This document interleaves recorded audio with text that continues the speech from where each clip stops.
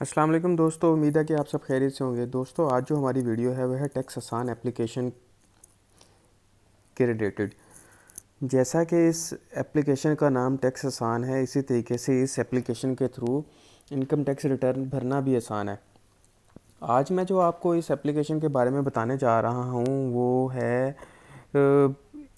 Overview इसके बारे में बता रहा हूँ कि हम एप्लीकेशन के थ्रू क्या क्या कर सकते हैं। एफबीआर ने टैक्स आसान की एप्लीकेशन को रिसेंटली अपडेट किया है 2 दिन पहले, तो मैंने कहा चलें आपको मैं बता दूं कि क्या क्या चीज़ें अपडेट की हैं और इस एप्लीकेशन के बारे में पूरा ओवरव्यू दे दूं। पहले क्या होता था कि इस एप्लीकेशन के अंदर सिर्फ आप इनकम टैक्स की जो होती थी रिटर्न्स भरी जाती थी, सेल्स टैक्स की रजिस्ट्रेशन हो जाती थी, ई पेमेंट्स हो जाती थी, वेरिफिकेशन हो जाती थी। लेकिन अगर कोई इनकम टैक्स रजिस्ट्रेशन करवाना चाहता था तो वो इनकम टैक्स रजिस्ट्रेशन इसके थ्रू पॉसिबल नहीं थी। 2 दिन पहले जो इन्होंने एप्लीकेशन अपडेट की है उसके थ्रू अब देखें, पहले नंबर पे ही income tax registration green colour का ये आ रहा है। ये इनकम टैक्स रजिस्ट्रेशन भी हम इसके थ्रू कर सकते हैं। और एक जो इन्होंने इजाफी इसके अंदर किया है, मालूमात सेक्शन वाला पोर्शन भी इसके अंदर शामिल कर दिया है। जैसे ये चौथे नंबर पे माई डिडक्शंस, ये जो नीला और ग्रीन ये डी है माई डिडक्शंस के नाम से। ये देखें, मैं खोल भी देता हूँ।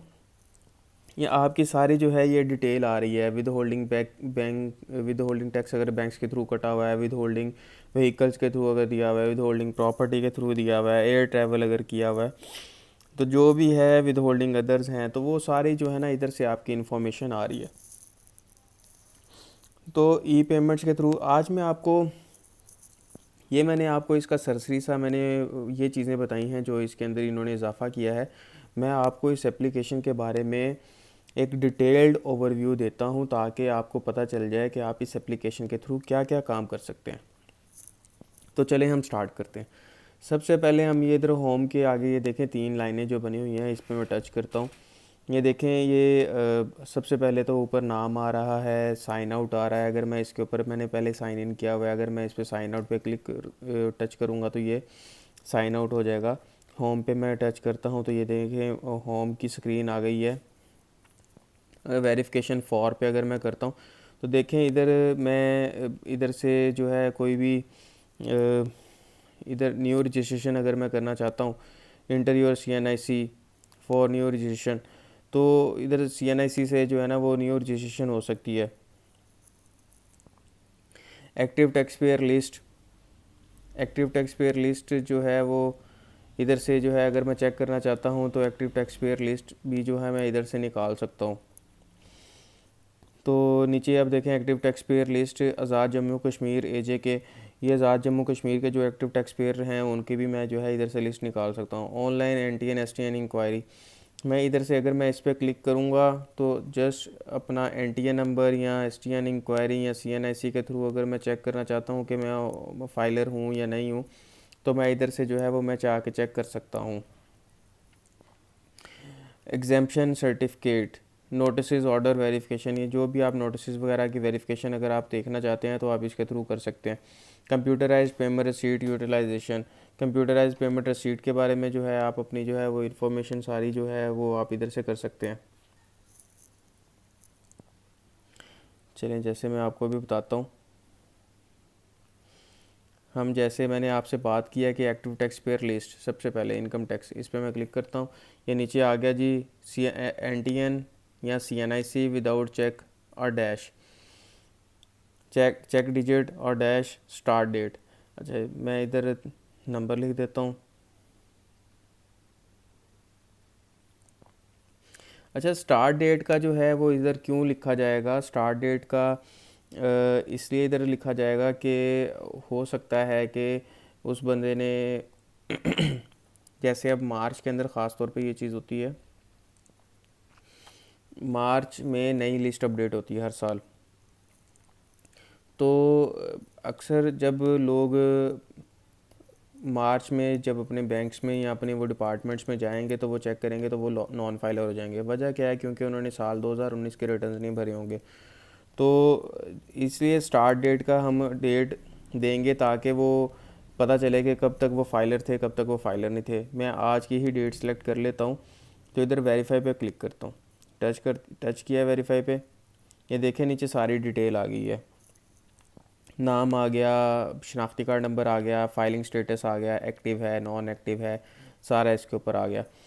तो इधर ऑनलाइन NTN STN इंक्वायरी के ऊपर भी जाता हूँ तो ये देखें, ये NTN के थ्रू अगर मैं सर्च करना चाहता हूँ तो NTN के थ्रू, इधर मैं CNSE के थ्रू ये सेल्स टैक्स रिटर्न के थ्रू करना चाहता हूँ, CNSE के थ्रू, पासपोर्ट के through, registration number, incorporation number के थ्रू करना चाहता हूँ, किसके थ्रू करना चाहता हूँ, मैं इधर CNSE के थ्रू ही कर देता हूँ।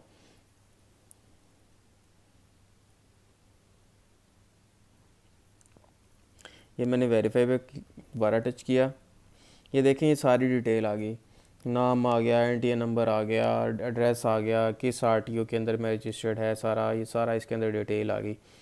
तो ये देखें ये बहुत ही ज़्यादा जो है फिर जो इसी तरीके से जो है नोटिस ऑर्डर वेरिफिकेशन वगैरह करने के लिए इधर जो है उसका नोटिस नंबर दें, ऑर्डर रेफरेंस नंबर दें। तो जो है ये QR कोड का भी इन्होंने फंक्शन दिया हुआ है, लेकिन अभी QR कोड जो है फंक्शन अवेलेबल जो है एक्टिव नहीं था। ये देखें no QR code is detected, QR code वाला भी फंक्शन अवेलेबल नहीं है। आप इधर जो है वो उसका रेफरेंस और नोटिस का रेफरेंस दे के इधर से वेरिफिकेशन कर सकते हैं।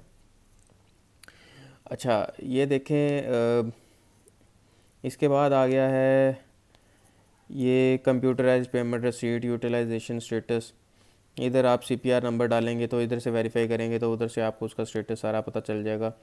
POS इनवाइस वेरिफिकेशन के लिए भी आप इधर से कर सकते हैं। इधर आप पेमेंट्स के अंदर ये देखें, पेमेंट सेक्शन जो है इसके ऊपर हम जाते हैं, पेमेंट्स के ऊपर अगर जाते हैं तो ई पेमेंट्स का जो है ऑप्शन आ रहा है और नीचे ऑप्शन आ रहा है माई पेमेंट्स का। हम ई पेमेंट्स पे सबसे पहले जाते हैं। आप ई पेमेंट्स में जाके अपनी कोई भी CPR बनाना चाहते हैं, अपनी जो है पेमेंट बनाना चाहते हैं, आप इसके थ्रू जो है वो अपनी भरा सकते हैं आराम से। जस्ट आपने क्या करना है, इधर से सिलेक्ट टाइप, इनकम टैक्स है, सेल्स टैक्स है, फेडरल एक्साइज ड्यूटी, इधर से सिर्फ आपने इधर से सिलेक्ट करना है। ये चीज़ें जो है ये क्योंकि मैंने लॉगिन किया हुआ था पहले, तो ये ऑटोमेटिकली ये चीज़ें वगैरह इसके सामने जो है वो नाम आ गया, RTO ऑफिस क्या है, किसका है। फिर बाद में टैक्स ईयर सेलेक्ट करना है आपने, किस साल की आप ये भर रहे हैं।